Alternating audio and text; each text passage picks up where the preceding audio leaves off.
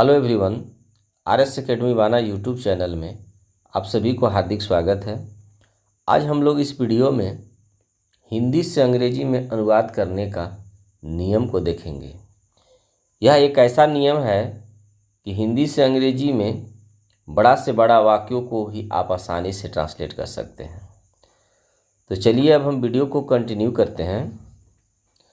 है कि how to translate यानी अनुवाद कैसे करें।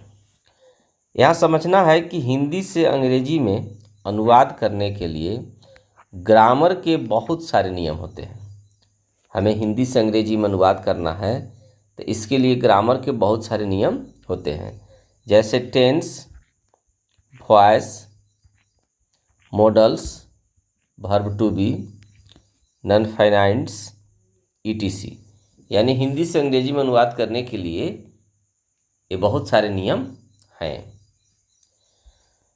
परंतु अनुवाद चाहे किसी भी नियम से किया जाए, चाहे टेंस के नियम से किया जाए, चाहे वॉइस के नियम से किया जाए, चाहे मॉडल्स के नियम से किया जाए, किसी भी नियम से किया जाए, हमें सबसे पहले उस वाक्य में सब्जेक्ट, वर्ब तथा ऑब्जेक्ट, इन तीन चीज़ों को खोज लेना चाहिए। परंतु इन तीनों में से हमें सबसे पहले वर्ब को खोजना चाहिए। जो हिंदी वाक्य के वर्ब जो है वह हिंदी वाक्य के अंत में आते हैं। यहाँ तक क्लियर है। अब समझना है कि काम होने वाले वाक्यों में काम ही वर्ब होते हैं। जैसे है कि राजू अंग्रेजी पढ़ता है, तो इस वाक्य में काम क्या हो रहा है? पढ़ने का, तो पढ़ता ही वर्ब हो जाएगा। लेकिन जिन वाक्यों में कोई काम नहीं होता हो, उस वाक्य के अंत में आने वाले शब्द जैसे है, हो, हूँ, होता है, होते हैं, होती है, था, थे, थी तथा होगा, होगी, होंगे, यही वर्ब होते हैं। अब इससे समझने के लिए हम इसका कुछ एग्जाम्पल को देखेंगे। यहाँ है राजू अंग्रेजी पढ़ता है। इस वाक्य में काम क्या हो रहा है? पढ़ने का, तब पढ़ता है यहाँ पर क्या हो जाएगा? वर्ब हो जाएगा। उसी तरह से है कि निराला महान कवि थे, बल्कि निराला के बारे में कहा जा रहा है, तो इस वाक्य के अंत में जो शब्द आया है थे, यही हो जाएगा वर्ब। कोयल काला होता है। इस वाक्य में कोई काम नहीं हो रहा है, तो इस वाक्य में कोई काम नहीं हो रहा है, तो इसमें वर्ब कौन हो जाएगा? होता है।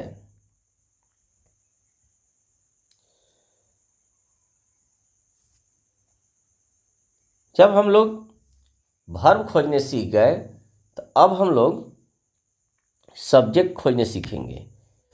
तो देखिए, सब्जेक्ट खोजने का नियम है कि सब्जेक्ट खोजने के लिए वर्ब में कौन लगाकर, यानी वर्ब में क्या करना है? कौन लगाकर प्रश्न पूछा जाना चाहिए। यानी जब भी हमको सब्जेक्ट खोजना है तो वर्ब में कौन लगाकर प्रश्न पूछेंगे, उससे मिलने वाला जवाब ही सब्जेक्ट होता है। जैसे राजू अंग्रेजी पढ़ता है। अब यहाँ पर पढ़ता है वर्ब हो गया। इसी वर्ब में कौन लगाकर प्रश्न पूछना है। इसी वर्ब में कौन लगाकर प्रश्न पूछना है। कौन पढ़ता है, तो जवाब क्या रहा है? राजू। तो राजू यहाँ पर क्या हो जाएगा? सब्जेक्ट। इसी प्रकार दूसरा वाक्य है निराला महान कवि थे। अब इस वाक्य में वर्ब क्या है? तो थे है। इस थे में कौन लगाकर प्रश्न पूछना है? कौन थे, तो सब्जेक्ट क्या जा रहा है? निराला। तो इस तरह से हम लोग सब्जेक्ट खोजेंगे। सब्जेक्ट के बाद अब हम लोग ऑब्जेक्ट खोजने सीखेंगे। तो यहाँ पर है ऑब्जेक्ट खोजने का नियम। मूल रूप से ऑब्जेक्ट दो प्रकार के होते हैं। ऑब्जेक्ट कितने प्रकार के होते हैं? तो दो प्रकार के। एक होता है डायरेक्ट ऑब्जेक्ट, प्रत्यक्ष कर्म, और दूसरा होता है इनडायरेक्ट ऑब्जेक्ट, अप्रत्यक्ष कर्म। परंतु हिंदी के वाक्यों में ऑब्जेक्ट खोजने के लिए कुछ नियम होते हैं जो इस प्रकार हैं। तो इसको हमको समझना है कि हम ऑब्जेक्ट खोजने का जो नियम होता है वो कौन सा है। तो देखिए, वर्ब में क्रमशः क्या, किसे या किसको, कैसा कैसी, कहाँ तथा किस लिए लगाकर प्रश्न पूछा जाना चाहिए। यानी सबसे पहले क्या करेंगे, एक नंबर में क्या लगाकर प्रश्न पूछेंगे। अगर क्या से ऑब्जेक्ट नहीं मिलेगा तो किसे या किसको लगाकर प्रश्न पूछेंगे।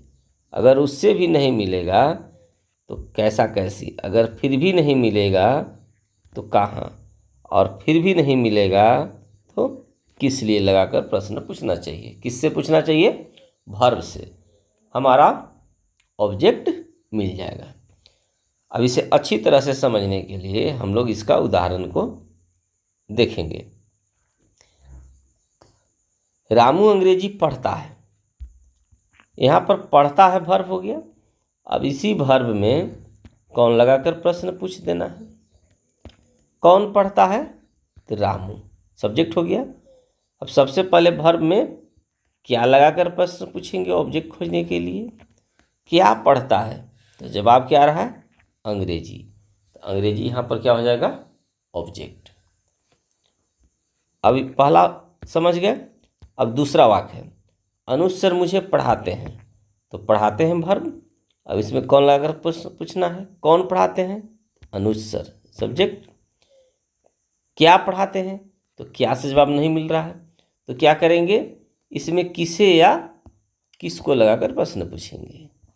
किसे या किसको लगाकर प्रश्न पूछेंगे। किसे पढ़ाते हैं, तो जवाब क्या आ रहा है? मुझे। तो मुझे क्या हो जाएगा? ऑब्जेक्ट हो जाएगा। उसी तरह से नेक्स्ट है, दिखता है वर्ब हो गया। इसमें कौन लगाकर प्रश्न पूछेंगे? कौन दिखता है, तो रोहित, सब्जेक्ट हो जाएगा। कैसा दिखता है, तो उदास, वर्ब हो ऑब्जेक्ट हो गया। वह विद्यालय जाता है, तो जाता है वर्ब। कौन जाता है, तो वह, सब्जेक्ट। कहाँ जाता है, तो विद्यालय, ऑब्जेक्ट।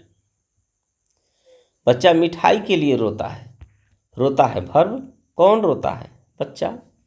किस लिए रोता है, तो मिठाई के लिए। तो इस तरह से हम लोग सब्जेक्ट, वर्ब और ऑब्जेक्ट को खोजते हैं।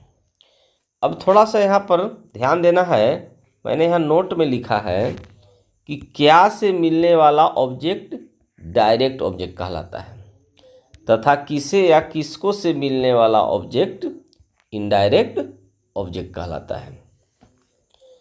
इसको दूसरे शब्दों में भी आप समझिए कि जो ऑब्जेक्ट वर्ब के अर्थ को पूरा कर देता है उसे डायरेक्ट ऑब्जेक्ट, और जो ऑब्जेक्ट वर्ब के अर्थ को पूरा नहीं कर पाता है उसे इनडायरेक्ट ऑब्जेक्ट कहा जाता है।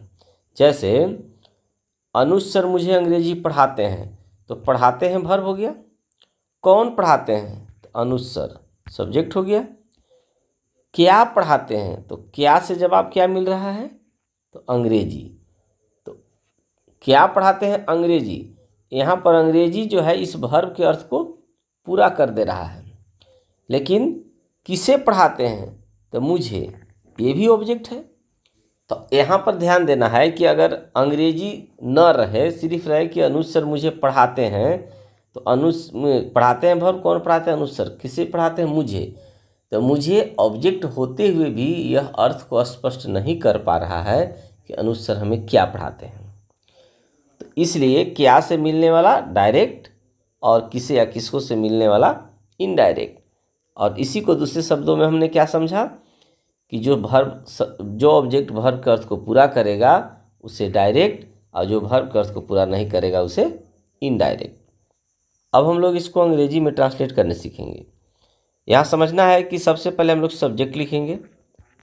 सब्जेक्ट हो गया। सब्जेक्ट के बाद वर्ब लाना है, प्रेजेंट सिंपल टेंस का वाक्य है। तो अनुज सर टीचेज वर्ब हो गया, वर्ब 5 हो गया।